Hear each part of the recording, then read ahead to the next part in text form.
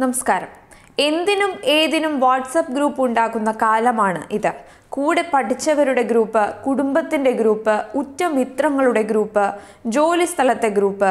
ഓരോ ദിവസവും ഏതെങ്കിലും ഗ്രൂപ്പിൽ അംഗമായാകും പലരുടെയും വാട്സപ്പ് ജീവിതം തുടങ്ങുന്നത് തന്നെ. താല്പര്യമില്ലെങ്കിലും ഗ്രൂപ്പിൽ ചേർത്തയാൾ എന്തു കരുതും എന്ന് കരുതി അതിൽ തുടരേണ്ട ഗതികേടിലാണ് പലരും. എന്നാൽ ഇനി മുതൽ വാട്സപ്പ് ഗ്രൂപ്പിൻ്റെ കാര്യത്തിൽ നിയന്ത്രണം വരികയാണ്. അങ്ങനെ ആരെങ്കിലും വിചാരിച്ചാൽ നിങ്ങളെ ഗ്രൂപ്പിലൊന്നും ചേർക്കാനാവില്ല. അതിന് നിങ്ങളുടെ മുൻകൂട്ടിയുള്ള അനുമതി വാങ്ങേണ്ടി വരും. വാട്സാപ്പിൻ്റെ ഏറ്റവും പുതിയ അപ്ഡേഷനിലാണ് ഈ മാറ്റം ഉള്ളത്. ഇത് ലഭിക്കുന്നതിനായി വാട്സപ്പ് നിങ്ങൾ പ്ലേ സ്റ്റോറിൽ പോയി അപ്ഡേറ്റ് ചെയ്യേണ്ടി വരും. നിലവിൽ വാട്സാപ്പിൻ്റെ ചില ബീറ്റ യൂസേഴ്സിനു മാത്രമാണ് ഈ സംവിധാനം ലഭ്യമായിരിക്കുന്നത്.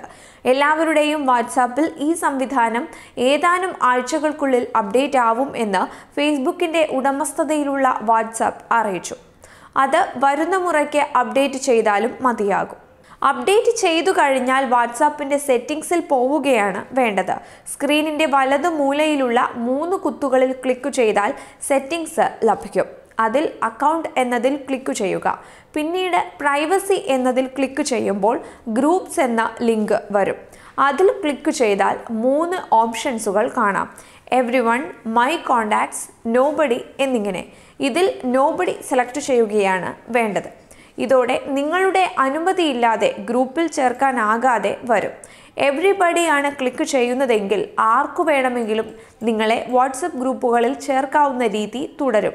മൈ കോണ്ടാക്ട്സ് ആണെങ്കിൽ കോണ്ടാക്ട് ലിസ്റ്റിലുള്ളവർക്കേ നിങ്ങളെ ഗ്രൂപ്പുകളിൽ ചേർക്കാൻ സാധിക്കുകയുള്ളൂ. നോബഡി സെലക്ട് ചെയ്തു കഴിഞ്ഞാൽ ഗ്രൂപ്പിൽ ചേർക്കുന്ന അഡ്മിന് നിങ്ങളെ ഗ്രൂപ്പിലേക്ക് ക്ഷണിച്ചുകൊണ്ടുള്ള ഇൻവൈറ്റ് അയക്കാൻ മാത്രമേ സാധിക്കൂ.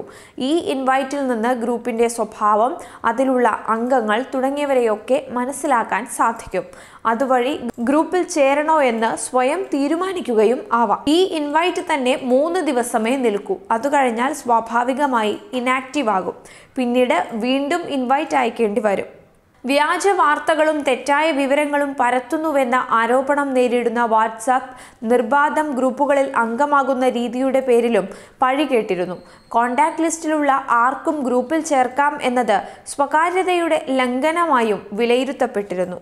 അതുകൊണ്ടാണ് അതിനിപ്പോൾ നിയന്ത്രണം ഏർപ്പെടുത്തുന്ന സംവിധാനം വാട്സാപ്പ് അവതരിപ്പിക്കുന്നത്. 20 കോടിയോളം ഉപയോക്താക്കളുള്ള ഇന്ത്യയിൽ വാട്സാപ്പ് കഴിഞ്ഞ ദിവസം ഫാക്ട് ചെക്ക് സംവിധാനവും കൊണ്ടുവന്നിരുന്നു.